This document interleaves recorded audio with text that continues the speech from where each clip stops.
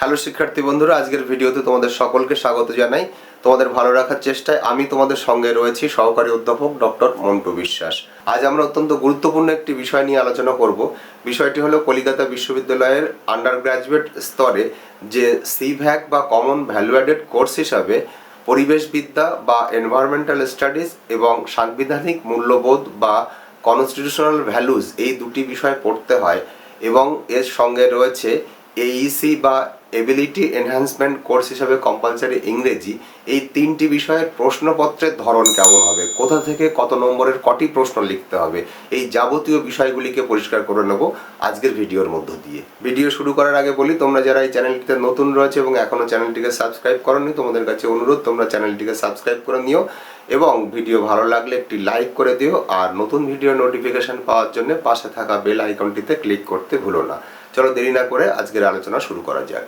অবশেষে দীর্ঘ প্রতীক্ষার পরে কলকাতা বিশ্ববিদ্যালয় গত 26/12/2023 তারিখে 2023-24 শিক্ষাবর্ষে পরীক্ষার পদ্ধতি এবং প্রশ্নের ধরন সম্পর্কে স্পষ্ট লিখিত নির্দেশিকা জারি করেছেন। আমরা কলকাতা বিশ্ববিদ্যালয়ের examination modalities, question pattern and marks distributions CSR 49 2023 dated 26/12/2023 অনুযায়ী সিভ্যাক পরিবেশবিদ্যা এবং সাংবিধানিক মূল্যবোধ ও এইইসি কম্পালসারি ইংরেজি প্রশ্নের ধরন সম্পর্কে বিস্তৃত আলোচনা করব এবং তার মধ্য দিয়ে আমাদের ধারণাকে স্পষ্ট করে নেব যাতে পরীক্ষার সময় কোনো অসুবিধা না হয়। প্রথমেই আসা যাক সিভ্যাক কম্পালসারি ইংরেজির কথায়। কম্পালসারি ইংরেজি পরীক্ষা হবে 50 নম্বরের। তার জন্য 25টি মাল্টিপল চয়েস প্রশ্নের উত্তর দিতে হবে। প্রতিটি প্রশ্নের মান 2 নম্বর। এর জন্য সময় দেওয়া হবে 1 ঘন্টা।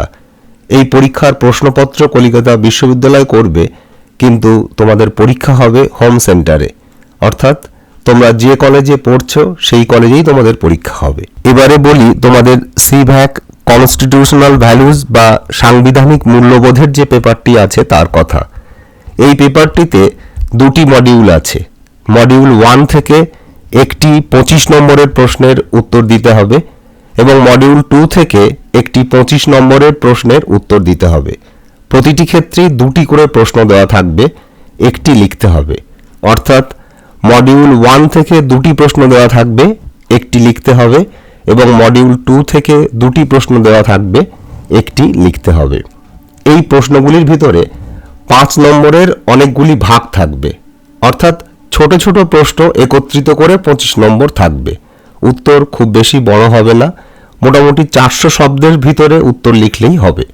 এই পরীক্ষাটিও তোমাদের নিজেদের কলেজেই হবে, অর্থাৎ হোম সেন্টারে পরীক্ষা হবে, যদিও প্রশ্নপত্র কলকাতা বিশ্ববিদ্যালয় থেকেই আসবে। সবশেষে আসছি সিভ্যাক এনভায়রনমেন্টাল স্টাডিজ বা পরিবেশবিদ্যার কথায়। তোমাদের অনেকেরই অনেক দিনের জিজ্ঞাসা ছিল যে স্যার পরিবেশবিদ্যার প্রশ্ন কেমন হবে। আজ তোমরা সেটা ভালোভাবে জেনে নাও। তবে তার আগে একটা কথা বলছি, ইতিমধ্যেই দেখেছি কোনো কোনো ইউটিউব চ্যানেলে বলে দেওয়া হয়েছে যে পরিবেশবিদ্যায় সব এমসিকিউ থাকবে, বা অনেক বইয়ের মধ্যেও সেইভাবে এমসিকিউ দিয়ে প্রশ্ন সাজিয়ে বাজারে প্রকাশ করা হয়েছে। এই বিষয়টা থেকে তোমরা একটু সাবধান থেকো। এই কারণেই থাম্বনেলে গোলক ধাঁধায় পা দিও না আমি বলে দিয়েছি। যাই হোক, পরিবেশবিদ্যার পরীক্ষা হবে 2 ঘন্টা।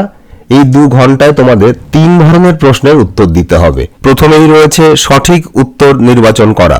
এই রকম প্রশ্ন থাকবে 10টি, প্রত্যেকটিতে 1 নম্বর, অর্থাৎ মোট 10 নম্বর। এখানে কোনো অতিরিক্ত প্রশ্ন দেওয়া থাকবে না।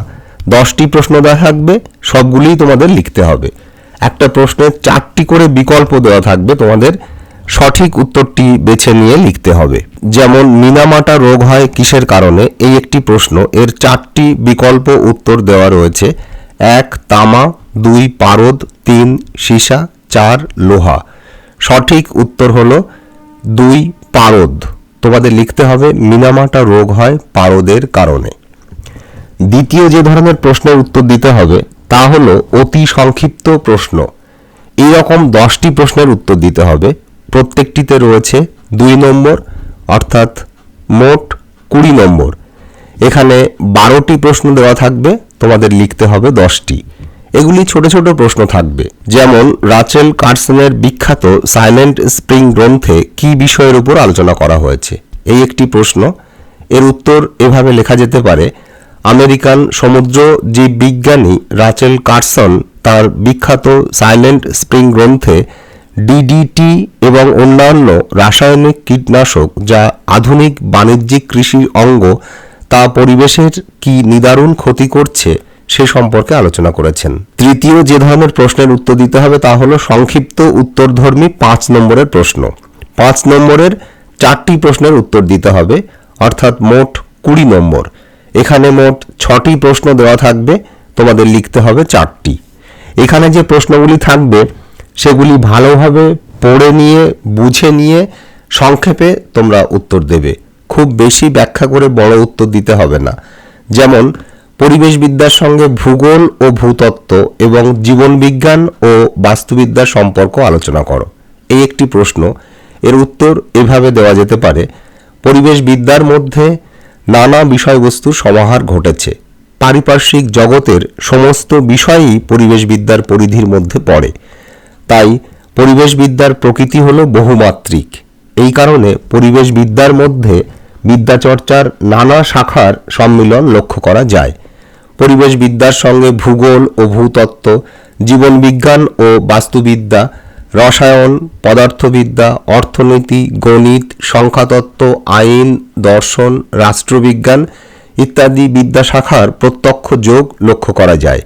আমরা নিম্নরূপভাবে ভূগোল ও ভূতত্ত্বের সঙ্গে এবং জীবনবিজ্ঞান ও বাস্তুবিজ্ঞানের সঙ্গে পরিবেশবিদ্যার সম্পর্কের দিকটিকে দেখে নিতে পারি। প্রথমেই আসা যাক ভূগোল ও ভূতত্ত্বের সঙ্গে পরিবেশবিদ্যার সম্পর্ক। প্রাকৃতিক পরিবেশের সমস্ত বিষয় নিয়েই পরিবেশবিদ্যা আলোচনা করে থাকে। তাই পরিবেশবিদ্যার সঙ্গে ভূগোল ও ভূতত্ত্বের প্রত্যক্ষ সংযোগ রয়েছে। জলাভূমি, মরুভূমি, মরুভূমিকরণ, জমির ব্যবহার, কৃষি জমির প্রকৃতি, দুর্যোগ, বিপর্যয় ইত্যাদি সম্পর্কে জ্ঞান লাভ করতে হলে ভূগোল ও ভূতত্ত্বের সাহায্য প্রয়োজন। এবারে দেখে নেওয়া যাক জীবনবিজ্ঞান ও বাস্তুবিজ্ঞানের সঙ্গে পরিবেশবিদ্যার সম্পর্ক। মানুষ, উদ্ভিদ ও বিভিন্ন প্রাণী সম্পর্কে জ্ঞান লাভের জন্য জীবনবিজ্ঞানের সহায়তা প্রয়োজন। আর পরিবেশ ও বিভিন্ন জীবের পারস্পরিক সম্পর্কের দিকটিকে জানতে গেলে বাস্তুবিদ্যা বা ইকোলজির সাহায্য নিতে হবে। এই সামগ্রিক বিষয়গুলি যেহেতু পরিবেশবিদ্যার আলোচনা ক্ষেত্র, সেদিক থেকে পরিবেশবিদ্যার সঙ্গে জীবনবিজ্ঞান ও বাস্তুবিদ্যার নিবিড় সম্পর্ক রয়েছে বলা যায়। এতক্ষণ বিভিন্ন বিষয়ের যে প্রশ্নের ধরন সম্পর্কে আলোচনা করা হলো, তার মধ্যে সবচেয়ে কঠিন হয়ে গেল পরিবেশবিদ্যার প্রশ্নের ধরন। এখানেই একমাত্র বিচিত্র রকমের প্রশ্নের উত্তর দিতে হবে। তাই তোমাদের মন দিয়ে খুঁটিয়ে খুঁটিয়ে পড়তে হবে। তবে পরিবেশবিদ্যার পরীক্ষাও হবে হোম সেন্টারে, অর্থাৎ তোমাদের নিজেদের কলেজেই এর ফাইনাল পরীক্ষা হবে। তাই সেভাবে চিন্তার কোনো কারণ নেই। এতক্ষণ সঙ্গে থাকার জন্য অনেক অনেক ধন্যবাদ। তোমাদের সকলের মঙ্গল হোক, তোমরা জীবনে সফল হও, এই শুভকামনা জানিয়ে আজকের ভিডিও শেষ করছি। দেখা হবে পরের ভিডিওতে।